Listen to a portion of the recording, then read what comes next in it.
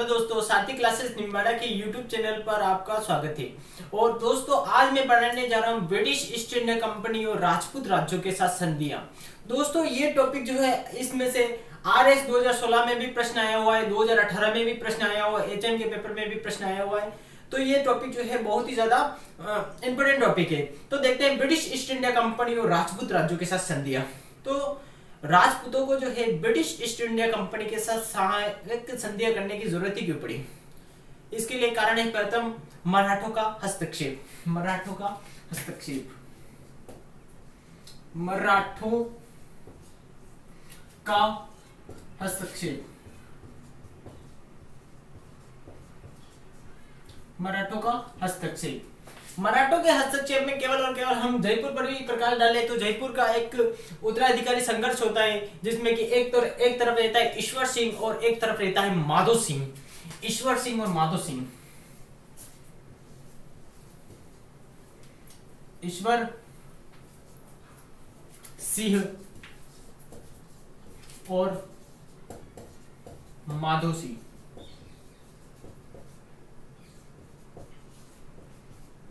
ईश्वर सिंह और माधव सिंह रहता है। दोस्तों, इन दोनों के बीच जो है उत्तराधिकारी है तो दो युद्ध होते हैं। पहला युद्ध होता है राजमहल का युद्ध। तो इसमें राजमहल के युद्ध में जो है मराठा सहायता कर रहे थे माधव सिंह की, क्योंकि माधव सिंह जो है मराठों को भारी मात्रा में धन दे रहा था। तो एक युद्ध होता है राजमहल का युद्ध, एक युद्ध होता है राजमहल का युद्ध। राजमहल का युद्ध। राजमहल का जो युद्ध होता है वो 1747 में यह युद्ध होता है। और इस युद्ध में जो है ईश्वर सिंह क्या होता है, निर्णायक रूप से जीत जाता है या विजय हो जाता है। विजय हो जाता है। तो इसी राजमहल के युद्ध में विजय होने के कारण ये एक इमारत का निर्माण करवाता है, जिसका नाम होता है इसर लाट या सरगासुल्ली। इसर लाट या इसे सरगासुल्ली भी कहा जाता है। सरगासुल्ली। प्रश्न सीधा आता है कि सरगासुल्ली या इसर लाट कहां पर स्थित है? तो जयपुर के अंदर स्थित है।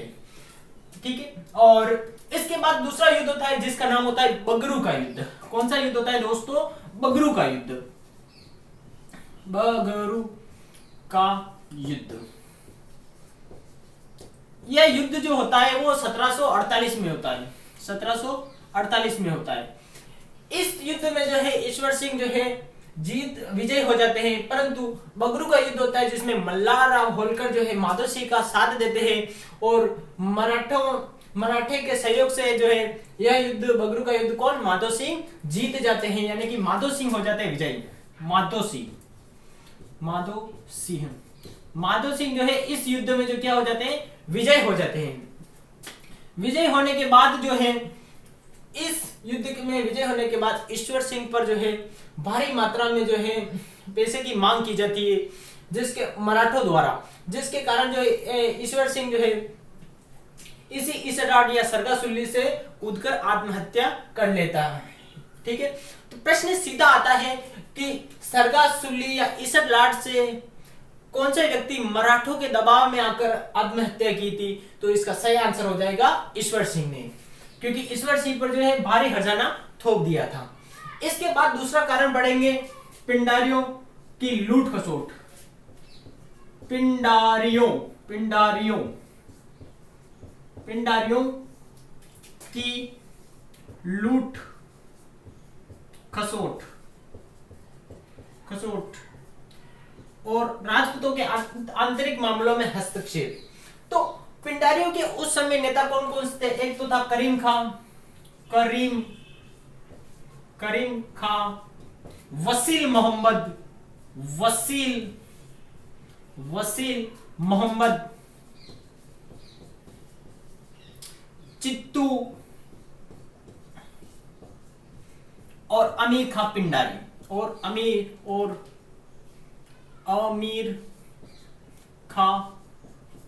खां पिंडारी। ये जो सारे पिंडारी नेता थे, वो राजपूताना में जगह जगह लूट मार कर रहे थे और राजपूतों के आंतरिक मामलों में हस्तक्षेप कर रहे थे। तो अपन देखते हैं अमीर खां पिंडारी के बारे में कि राजपूतों के मामले में किस तरह से ये हस्तक्षेप कर रहा था। तो एक राजपूताना में एक प्रसिद्ध विवाद होता है जिसका नाम होता है कृष्णा कुमारी विवाद। ये कृष्णा कुमारी विवाद होता है जो कि मैं बताने जा रहा हूं, वो होता है, वो कृष्णा कुमारी होती है मेवाड़ के शासक भीम सिंह की पुत्री, 16 वर्षीय पुत्री कृष्णा कुमारी।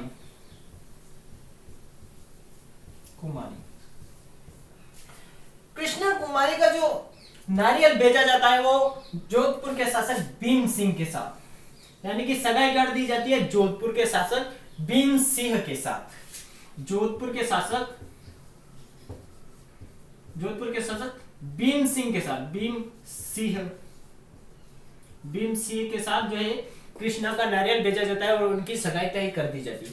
परंतु भीम सिंह का अकस्मात हो जाता है निधन, यानी कि मृत्यु हो जाती है।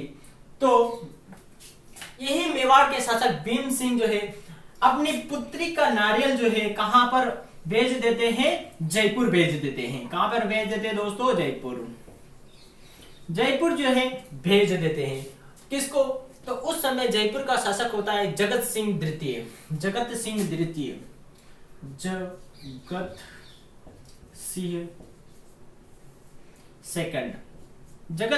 सेकंड को जो है यह नारियल भेज देते हैं। जब जोधपुर का शासक बनता है मान सिंह, या हम कह सकते हैं कि मारवाड़ का शासक, मारवाड़ का या जोधपुर का शासक बनता है मान सिंह। वह जो है भीम सिंह को पत्र लिखकर कहता है कि अभी हमारा वंशज जीवित है, अर्थात कृष्णा से शादी मैं करूंगा, तो आप जो है जगत सिंह सेकंड से रिश्ता रद्द करें। तो इस तरह से जो है दोनों के मध्य हो जाता है विवाद, यानी कि जयपुर और मारवाड़ के मध्य जो है कृष्णा कुमारी को लेकर हो जाता है विवाद। तो यह विवाद जो होने के बाद जो है वापिस महाराणा भीम सिंह जो है दोनों को पत्र लिखकर कहते हैं कि मारवाड़ और जयपुर में जो भी जीतेगा, यानी कि युद्ध होगा और जो भी विजय होगा उसको मैं अपनी पुत्री का विवाह तय कर दूंगा, उसके साथ विवाह तय कर दूंगा। ये होता है। तो इस समय जगत सिंह का नेतृत्व कर आदि सेना, मतलब भाड़े सैनिक होते हैं जगत सिंह के, वो अमीर खां पिंडारी जो है जगत सिंह की जो है सहायता करता है। तो इन दोनों के मध्य जो है एक प्रसिद्ध युद्ध होता है, उस युद्ध का नाम होता है गिंगोली का युद्ध। यानी कि ये भी सेना आ रही है, इधर से भी सेना आ रही है, और दोनों टकराती है परबतसर नागौर तहसील के गिंगोली नामक स्थान पर। तो प्रसिद्ध युद्ध होता है गिंगोली का युद्ध, गिंगोली का युद्ध। और यह युद्ध होता है 13 मार्च 1807 को जो है प्रसिद्ध युद्ध होता है गिंगोली का युद्ध, यानी कि मारवाड़ और जयपुर के मध्य जो है युद्ध होता है गिंगोली का युद्ध। अब अमीर खां पिंडारी की सहायता से जो है जगत सिंह जो है इस युद्ध में विजय हो जाता है, यानी कि जगत सिंह की हो जाती है विजय और मान सिंह की हो जाती है पराजय। इसके बाद दोस्तों वापिस अमीर खां पिंडारी को जो है मान सिंह पत्र लिखकर जो है मारवाड़ बुलाता है और कहता है कि मैं आपको जितना चाहे धन दूंगा, या तो कृष्णा से विवाह मेरा करवाए या कृष्णा को जहर दे, क्योंकि कृष्णा अगर मेरी नहीं हो सकी तो मैं उसकी भी नहीं होने दूंगा, यानी कि जगत सिंह की भी नहीं होने दूंगा। इस तरह से जो है अमीर खां पिंडारी मान सिंह से बहुत ही सारी धनराशि ले लेता है और सीधा पहुंचता है मान सिंह, यानी मारवाड़ से सीधा पहुंचता है मेवाड़, और मेवाड़ में आकर जो है अपनी सेना का पड़ाव डाल देता है। मेवाड़ में जो है सेना का पड़ाव डालने के बाद मेवाड़ के शासक महाराणा भीम सिंह के पास जाता है और कहता है कि दोनों पक्षों में जो है युद्ध आपकी वजह से हुआ है और भारी मात्रा में जो है हजारों की संख्या में जो है सैनिक मारे जा रहे हैं। तो आप ऐसा करिए, कृष्णा कुमारी को जहर जहर दे या अन्यथा इनका विवाह जो है मानसिंह के साथ तय करे। तो इस तरह से जो है अमीर खां पिंडारी धमकी देता है किसको, मेवाड़ के शासक भीम सिंह को, नहीं तो मैं जो है मेवाड़ में कत्लेआम मचा दूंगा, जगह जगह लूट करूंगा। तो उस समय जो है महाराणा भीम सिंह की स्थिति भी अच्छी नहीं होती है। तो अच्छे नहीं होने के कारण जो है महाराणा भीम सिंह जो है कृष्णा कुमारी को जो है 16 वर्षीय सुंदर पुत्री कृष्णा कुमारी को जो है जहर देने के लिए राजी हो जाते हैं और इनको जो है जहर दे दिया जाता है। 1810 में जो है कृष्णा कुमारी को जहर दे दिया जाता है और इनकी जीवन लीला समाप्त करते हैं। और अमीर खां पिंडारी कहता है कि मैंने जो है दोनों पक्षों के विवाद को जो है शांत किया है, इसलिए आप भी मुझे दंड दे। तो अमीर खां पिंडारी को जो है महाराणा भीम सिंह दंड देते हैं। तो दोस्तों अमीर खां पिंडारी ने जो है तीनों पक्षों को भारी मात्रा में लूटा, तीनों पक्षों को भारी मात्रा में लूटा। तो पिंडारियों के आतंक से भी राजपूताना जो है त्रस्त हो चुका था, इसीलिए कंपनी की सामान्य शर्तें मानने के लिए तैयार था। कि कंपनी की शर्तें क्या थी कि एक दूसरे के आंतरिक मामलों में हस्तक्षेप नहीं करेंगे, कंपनी का शत्रु आपका शत्रु होगा, इस तरह की शर्तें जो है सारे सारे राजपूताना मान लेता है।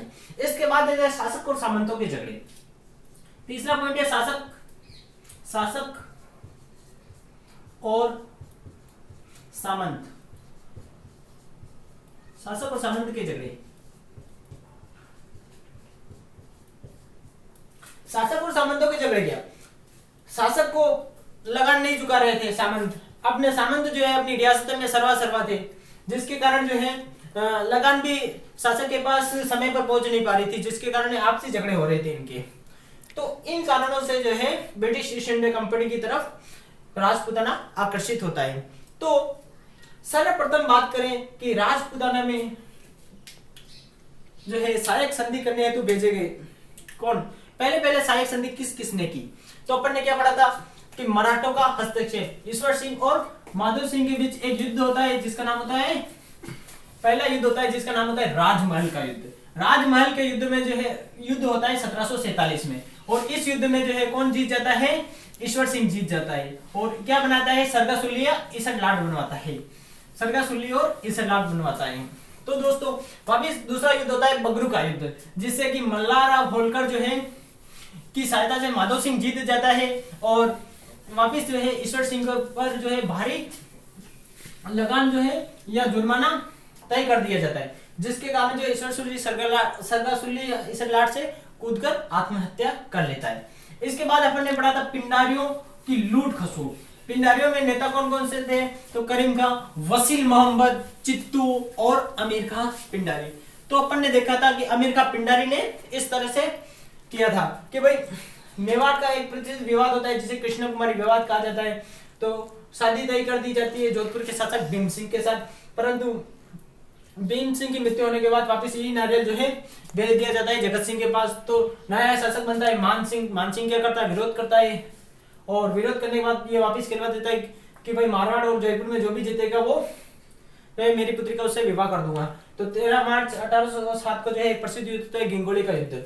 या इस युद्ध को एक और ट्रिक से भी याद कर सकते हैं कि कृष्णा तेरी माँ से गिंगोली में पढ़ना, बस कृष्णा तेरी माँ से गिंगोली में पढ़ना, कृष्णा तेरी माँ से गिंगोली में पढ़ना, गिंगोली में पढ़ना, कृष्णा तेरी माँ से गिंगोली में पढ़ना। कृष्णा से याद रखेंगे कृष्णा कुमारी वाद, कृष्णा कुमारी वाद। तेरी से याद रखेंगे 13, माँ से याद रखेंगे दोस्तों मार्च, से याद रखेंगे केवल और केवल 7, यानी कि 0 18 लगा दो, बस यहाँ पे 180 लगा दो। गिंगोली से याद रखेंगे गिंगोली का युद्ध, गिंगोली का युद्ध। और पर से याद रखेंगे परबतसर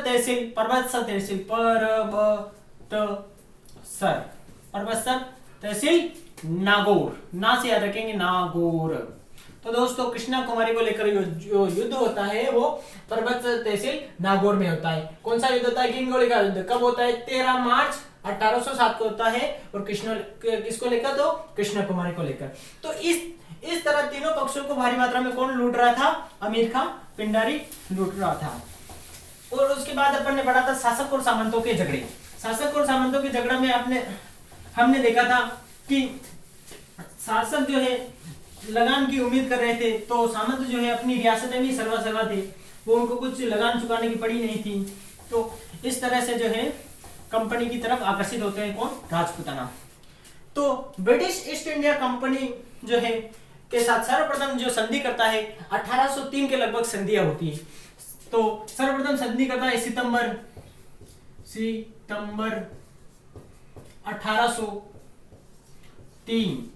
1803 को भरतपुर का शासक रणजीत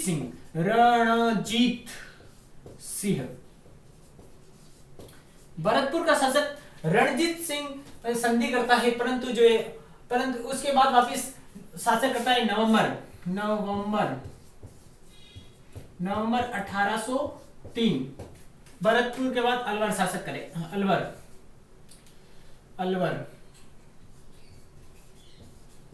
अलवर संधि करता है, और अलवर का शासक उस समय था बख्तावर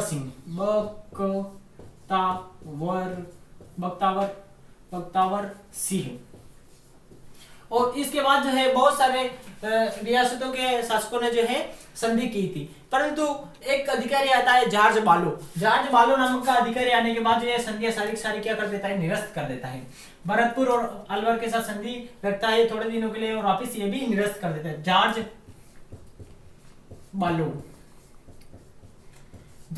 नाम का अधिकारी आता है, वो भरतपुर और अलवर के साथ संधि रखता है और सारी वापिस संधियों को क्या कर देता है, निरस्त। 1803 की जो संधियां होती है वो सारी निरस्त हो जाती है, परंतु वास्तविक रूप से जो संधियां होती है वो 1817-18 के मध्य होती है। तो उस समय जो है बंगाल का गवर्नर जनरल कौन था, तो वो था लॉर्ड हेस्टिंग्स। बंगाल का गवर्नर जनरल, बंगाल का जी भी कह सकते हैं, यानी कि गवर्नर जनरल। बंगाल का गवर्नर जनरल था लॉर्ड हेस्टिंग्स। लॉर्ड हेस्टिंग्स या ऐसा नहीं, वारेन हेस्टिंग्स नहीं, लॉर्ड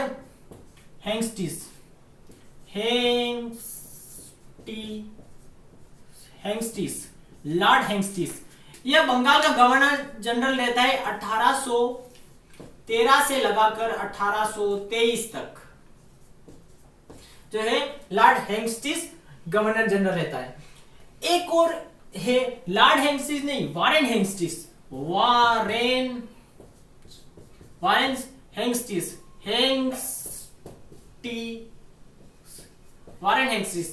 तो इसके समय जो है एक तो 1772 में जो है जिला कलेक्टर का पद बना, जिला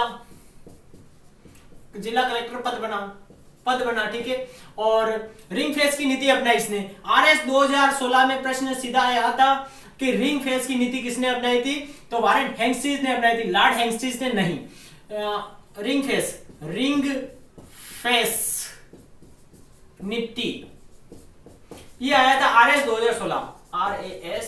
2016 में प्रश्न आया था कि रिंग फेंस की नीति किसने अपनाई थी, तो वारेन हेस्टिंग्स ने अपनाई थी, लॉर्ड हेस्टिंग्स ने नहीं। तो उस समय जो है बंगाल का गवर्नर जनरल होता है लॉर्ड हेस्टिंग्स। तो सर्वप्रथम देखते हैं कि 1817 में जो लॉर्ड हेस्टिंग्स जो है दिल्ली का पीए होता है, जिसका नाम होता है चार्ल्स मैक्टोक को जो है बंगाल बुलाता है और कहता है कि आपको जो है राजपुताने से संधि करने के लिए मैं नियुक्त कर रहा हूं, यानी कि 1818-17 की संधि करने हेतु। RS में प्रश्न आया था कि 1818-17 की संधि करने हेतु किस व्यक्ति को नियुक्त किया गया था, तो उसका सही आंसर था चार्ल्स मैक्टोक। तो लॉर्ड हेस्टिंग्स बुलाता है चार्ल्स मैक्टोक को और कहता है कि आपको जो है राजपुताना से जो है संधि करने के लिए आपको नियुक्त कर रहा हूं मैं। तो इस तरह से चार्ल्स मैक्टोक को 1817 में चार्ल्स मैक्टोक को राजपुताना से संधि करने हेतु नियुक्त किया जाता है, चार्ल्स मैक्टोक। और यही प्रश्न आया था चार्ल्स मैक्टोक, यही प्रश्न आया था RS 2018 के पेपर में, और LDC में आया, LDC 2018 में प्रश्न आया हुआ है कि 1817 की संधियां करने हेतु किस व्यक्ति को नियुक्त किया गया? तो चार्ल्स मेक्टो का आंसर। इसके बाद 1818 में जो है लॉर्ड हेंस्टी के समय बंगाल प्रेसिडेंसी की स्थापना होती है। Bengal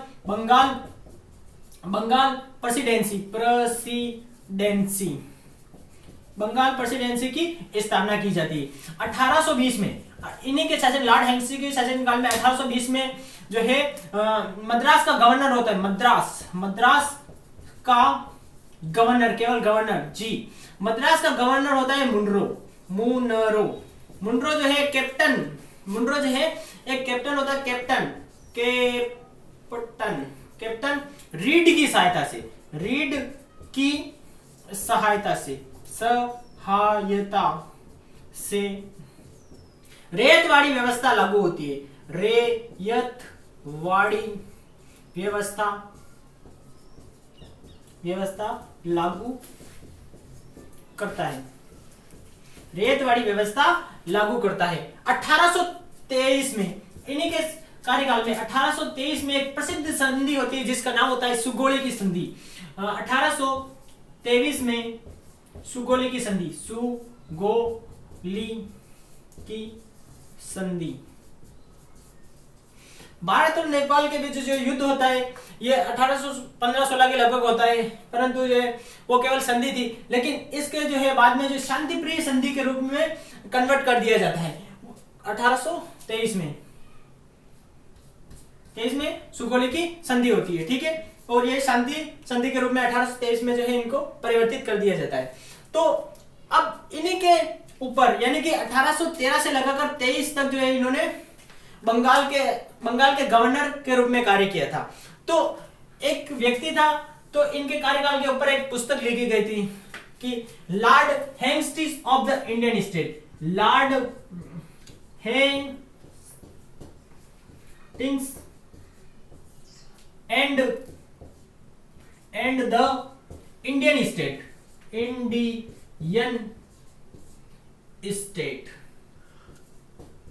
Lord Hastings of the Indian state पुस्तक लिखी गई थी मोहन मेहता के द्वारा। किसके द्वारा दोस्तों? मोहन मेहता के द्वारा।